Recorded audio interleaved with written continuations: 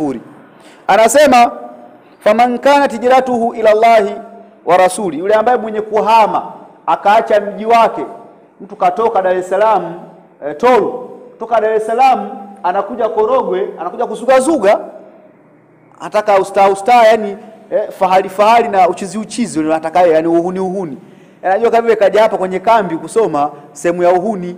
Sasa kama unataka uhuni ubaki mtaani ufanye uhuni, weke mlegezo wako mwenye mpaka huku, ninginize suruali katakeye, weka tu huku bisho mselamavi, yani bisho katakeye na gozo lake mwenye kwa anabiduka hivi, yani unajua mimi yani bisho fulani kwamba ni mshua, unajua mshua mimi.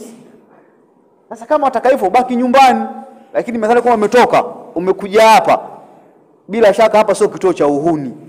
Unaona uzuri hapa, hiki sio kituo cha nini sheikh?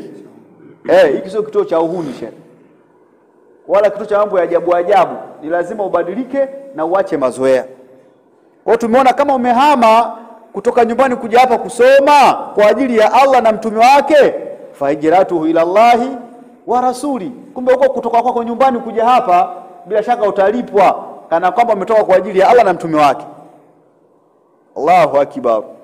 Kinyume chake